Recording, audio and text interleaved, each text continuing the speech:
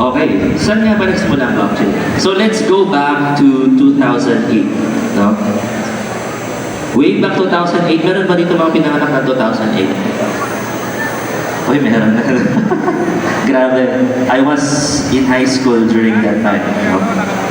So a mysterious person or a group named Satoshi Nakamoto released a white paper about a digital currency called Bitcoin.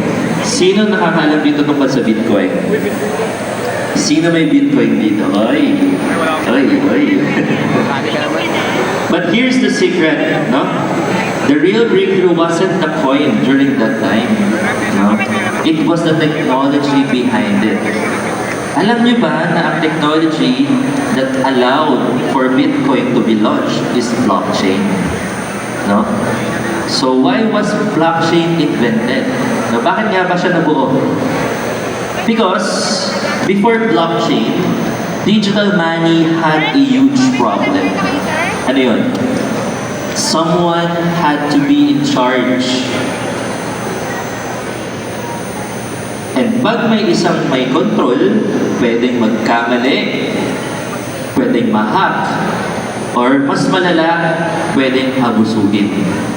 So for example, no, if you transfer money from GCash to a friend, dumadaan pa rin sa isang central database yun, which is si GCash. No? Meaning, kung may error doon, lahat affected. No? I remember pumutok yung balita previously, like maraming nawawalan or nawi-withdraw sa GCash na hindi nila alam.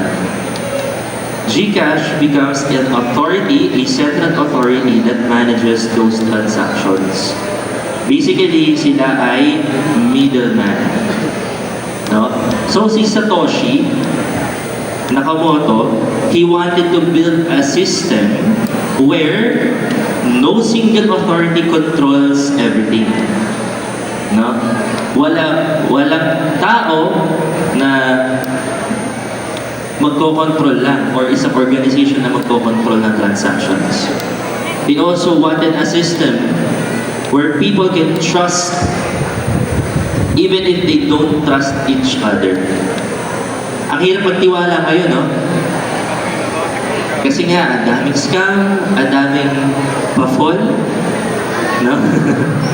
Kaya we have to have something, a system that can be trusted, even the people cannot be trusted, no? So yung system is may pangahawakan natin, hindi tao. No? And then Satoshi Nakamoto also wanted to build a system where transactions are transparent, secure, and tamper-proof. Pag sinabi ng tamper-proof, hindi pwedeng dayain. No? And that system is called the blockchain. Next slide. Ayan. So, ayan nga ito yung problema na sinasolve ni Satoshi Nakamoto pala, no? How to send money online without banks or middlemen and still be secure. No? So, ngayon, ginagamit natin maraming platforms, no? GCash, may Maya, may GoTime, may Cbank, no? Name it, mga digital platforms, mga digital online platforms na ginagamit natin to transfer money. Dati, meron tayo Palawan, Cebuana, ngayon lahat online na. But ang tanong, how are you going to send money online without them and still be secure? And blockchain helps us to do that. Now let us talk about now that you know na yung history or saan nagmula yung blockchain, bakit siya nasimulan, no? Let us talk about what is blockchain. Next slide. Ito pula. Bago tayo magpunta doon, no, I would like to share this with you. Medyo technical, mga IT naman kayo, so mahilig naman kayo sa code. But ito yung itsura ng Bitcoin Genesis block, the first ever blockchain, no, built for Bitcoin. No? So that was 2009. No? Alright, next. Nice to know. No? Ayan, 2015 pala, Ethereum. Sino nakakaalam ng Ethereum? ETH. Ayan. No? So, Ethereum expands blockchain. Si Ethereum na yung nag-innovate or nag-allow magkaroon ng mga smart contracts, kaya nauso din yung mga NFTs, no, mga non-fungible tokens. So yung smart contracts is what we call yung mga self-executing contracts. No? So these are contracts that executes due to conditions if conditions are met.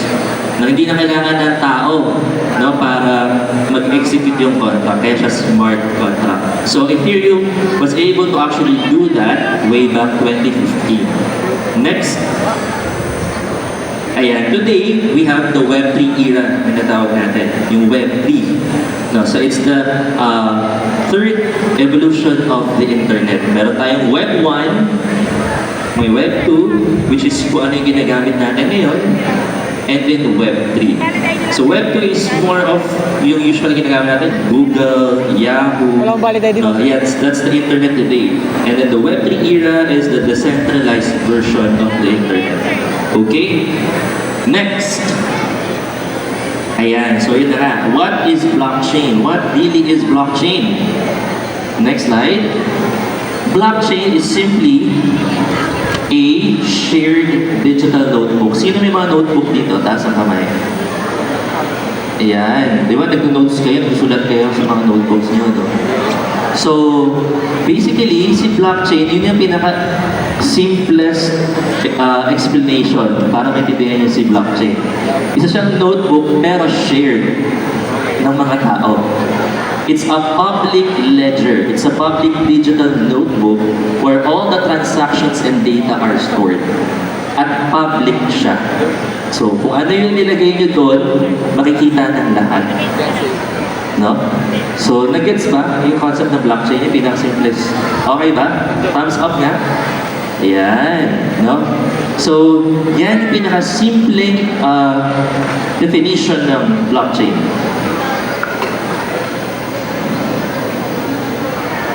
So, para mas maintindihan niyo yung concept din ng blockchain, imagine niyo 1,700 kayo dito ngayon, napakarami niyo. Merong may isang notebook lang na pagpapasapasahan ng lahat ng nandito ngayon. So every page represents a block. Block. No? And every page has a record. May nakasulat. May unique signature. No? At may connection to the page before it. Yun yung blockchain. So once you write something on page 10, you cannot erase it anymore unless you erase pages 11, 12, 13, and all the way to the end. That's how blockchain works. Now, we're talking about how blockchain works. Next slide, please. Ayan. So medyo papasimplihan ko na lang, no? Paano ba nag-work yung blockchain process here? So imagine niyo, again, meron tayong notebook, may data tayong gusto isulat dun sa notebook. Example, a transaction. May bibilin ka, may sinulat kang love letter or whatever that is. Papasok natin siya sa blockchain. No? So meron transaction na nangyayari. So someone, for example, sends a money or a love letter. Yun yung new data natin. Papasok siya ngayon dun sa block. So a block representing this data is created. So it's broadcast now, no, to thousands of computers. So these computers are called nodes. Makikita niyo yung mga thousands na yun. The blocks broadcast to all the nodes in the blockchain network. Yung mga computer na pinagpapasahan ng data na yan, tawag sa kanila nodes. N-O-D-E-S. Hindi N-U-D-E-S ha. So nodes tayo. So they validate the transaction, yung mga nodes na yun. No? Parang peer review. Parang marami sila, nag-group, review. So everyone checks if it's valid. No? Now, after validation, the block is added to the chain. Ma-add na siya dun sa chain. Now, once it's added, it becomes permanent. permanent na. So, sa mga nagsasabi na walang forever, sa blockchain, meron. No? So, once it's added to the chain, permanent na siya nandun. So, each node participant chooses to approve or deny the new block. Then after that, if approved, the new block is added to the chain permanently. No, everyone gets a copy publicly na yan. So walang pwedeng gumawa ng sariling version nila. So yung love letter na pinadala mo, exactly yun lang yung version na meron sa blockchain. Hindi pwedeng love letter 2.0, 3.0, may mga revision, bawal yun. Now sa blockchain, kung ano yun, yun lang yun. No? And it's stored there permanently. Now, let's talk about what's inside the block. Now, what's inside the block? So, a block contains three main things. Medyo, pinaka-simple doon, no? Yung data, hash, at saka yung previous hash. No, a block contains data. So, yung data, yan yung transaction. Yun yung nag-send ka ng pera, nag-send ka ng letter, whatever transaction that is, no? Whatever that is, that's the data. Now, ano yung hash? Yun naman yung fingerprint. No? So, yun yung parang unique na ito nanggaling to kay Floor. No? So, yung kay Floor na yun yung hash na yun, unique sa kanya yun dahil kay Floor lang yun. No? So, para lang masabi natin, parang unique, kumbaga fingerprint. Kasi di ba everyone has unique fingerprints? Ganon din sa blockchain. Yung hash, yun yung mga unique fingerprints ng data. And then the previous hash, yan naman yung the fingerprint of the block before it. So yung sinusundan niyang block or data, no, dun sa blockchain. So this creates a chain that looks like this. Yung block 1 to block 2, yan. Hanggang sa nagiging chain na siya of blocks. So parang DNA. Now once you change one part, everything after it changes. Ganon sa blockchain. Okay. Now let's talk about why you can tamper with the block.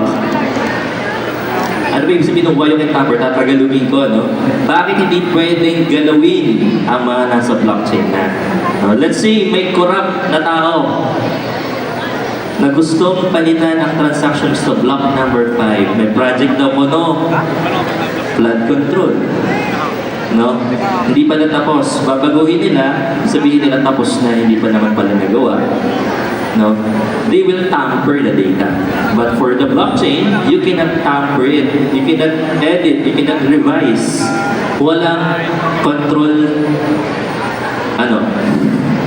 Control Z, walang undo. No? The moment he changes even one character, nag-change na yung hash, yung unique, yung fingerprint. So, for example, si block 6, block 7, block 8, nai-invalidate na lahat yun. And so on. So, it's like trying to erase your name from your birth certificate after graduating college. Nakagraduate ka na lahat, no? Tsaka mo lang babaguhin yung pangalan mo sa birth certificate. Hindi na tugma lahat ng records. Iba yung nasa TOR mo, iba yung nasa card mo, iba yung nasa ganito. So, hindi pwede. No? Plus, thousands of computers across the world compare versions. So, pag may pinilitan ka dito, mako-compare yan sa thousands of nodes or computers na naka-deploy yung data mo. So, if you create a fake version, the network will simply say, invalid yan. Kaya hindi natin pwedeng i-tamper ang blockchain. Alright? Next. Let's talk about the key features of blockchain. No? So, meron tayong tinatawag na mga features. Ito yung main key features ng blockchain. So, this what makes the blockchain technology powerful. No? Number 1, decentralized.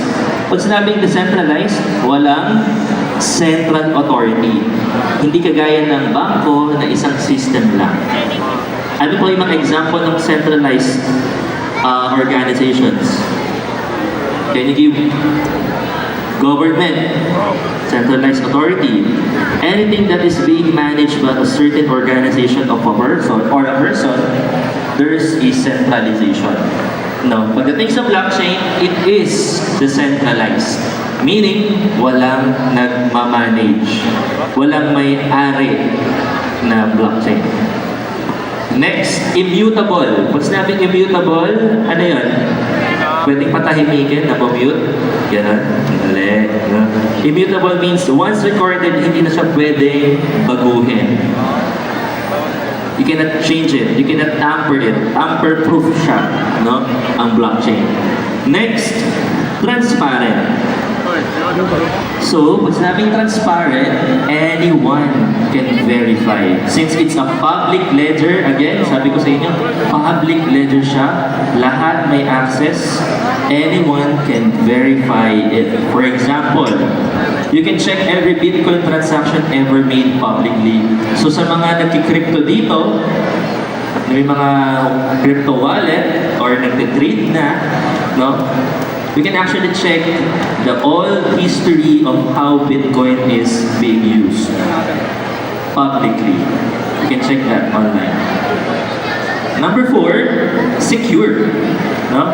Bakit siya secure? It uses cryptography. Yung ginagamit kaya nagkaroon ng crypto ngayon kasi it's coming from cryptography. Meaning it's a complicated mathematical algorithm, no? That actually makes it secure. Kumbaga, sobrang on top of a lot of passwords. Ganun na lang, para sa madaling maintindihan. Kaya sobrang secure niya, no? Number 5, it's a distributed ledger. Sabi ko nga, no? Lahat may kopya. So, no system failure. Masira man yung isang computer na nakalagay yung data na yon, it's okay kasi may thousands of computers pa na may laman ng data na yun. And the number 6, last one, consensus mechanism. So, majority must agree. Hindi pwedeng isa lang. So, for example, yun nga, may transactions na i-verify na kailangan majority yung mag-approve bago siya ma-deploy into the blockchain. So, may consensus siya. Hindi lang dahil mas mayaman sila lang may say. No? No, it's a majority thing. No, yung consensus. Kaya siya blockchain. Now, with that, let's talk about the different types of blockchain. Now, number 1, there are 3 main types, no, of blockchain. So, the public blockchain. Ang example nito, yung Bitcoin, Ethereum, no? So, it's open to everyone, kaya public, no? And everyone can actually validate that. It's the most transparent and most decentralized. So, mga public blockchains yun. Ayan. Para mas madali nyo lang maintindihan. Para hindi masyadong overcomplicated. Again, first type, main type of blockchain is the public. Next type is, of course, to be public, dapat meron ding private. Ang example nito, yung bang company or enterprise system. So, company can also create their own private blockchains, no? Na within their internal use, no? Para mas maging transparent sila sa loob ng kumpanya nila. But again, private blockchain is controlled by their organization since it's a company and meron limited access yung mga tao doon and it's used internally within their company or organization. Example, mayroong bangko that can use a private blockchain to track internal transfers. Hindi kailangan public ang laman for internal use only. Since ang nakakinabang lang naman ito is yung bangko at yung sistema nila. And then the last type, yung consortium or yung hybrid blockchains. Examples ito, yung mga supply chains, mga banks working together, or mga cooperatives. No, may shared control sila. And mayroong balance, transparency, and security. So for example, mayroong group of hospitals or schools na sharing patient records or student records securely. So, pero controlled yung access lang for the doctors or the school administrators. So, pwede siya. Ang tawag doon, consortium blockchains. Alright, let's proceed with why blockchain matters. Now that we know what is blockchain, the history of blockchain, the different features of blockchain, the different types of blockchain, eh ano ngayon? That's the question. Bakit natin kailangan malaman yun? No? Why should you, mga estudyante, lalo na sa IT, no? Information technology, bakit kayo kailangan mag-care about blockchain? Because blockchain solves real problems. Ano yung mga yun? No? Less fraud. Removes middlemen. It reduces cost. Mas mura dahil walang central authority. It maximizes transparency. Powers modern innovations. And enables digital ownership. So, I won't explain this so much kasi parang hindi na sa inyo maging komplikado, but I would want you to look at this right now. That this is made possible by blockchain technology. No?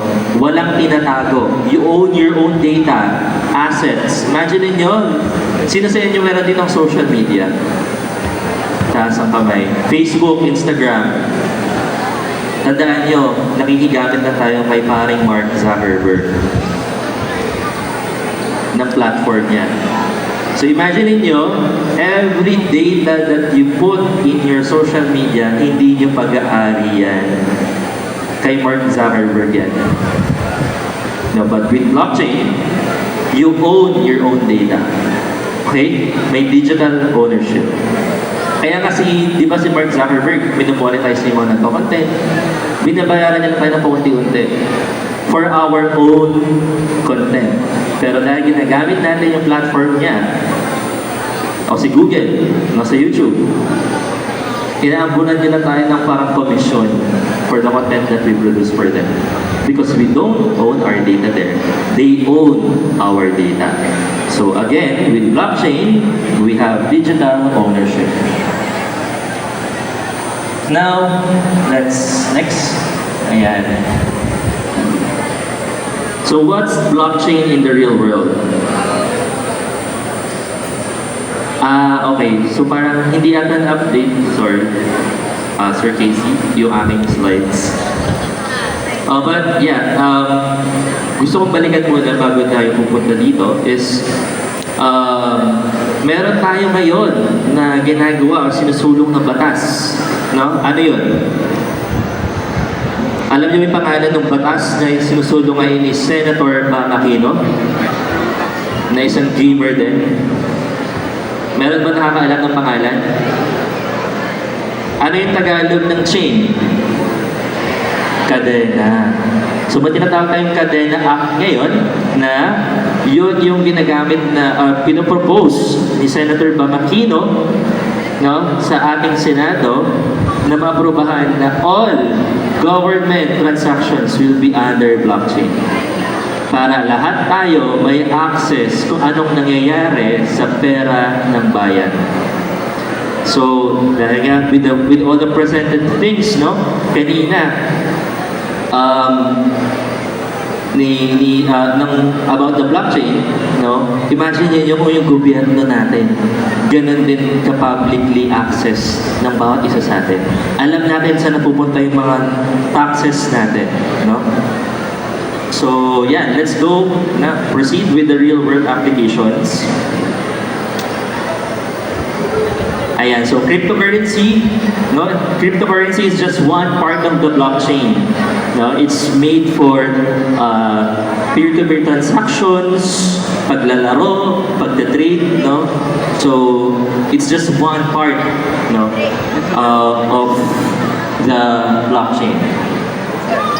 So, example niyan, si Bitcoin, si Ethereum, no? Meron tayong sarili natin palang coin, no? Yung PHP coins. So, sumasabay na rin ng Philippines, no? Nag-produce na rin sarili ng crypto.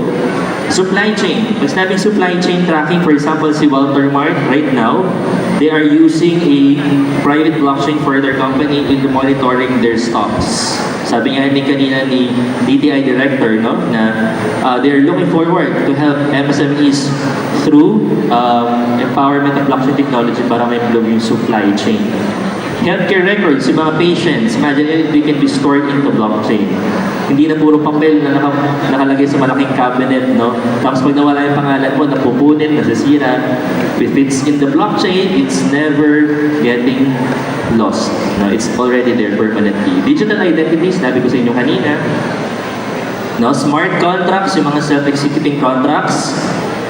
Gaming and NFTs, tulad ng Axie Infinity before, no, maraming na-hype doon, maraming yumaman, marami rin nalugi. No, pero again, it's one thing na pwedeng gamitin as a real-world application ng blockchain. Voting, no? We really pray for the day na darating yung time na election or voting systems will be held in the blockchain. Walang dayang mangyayari. No?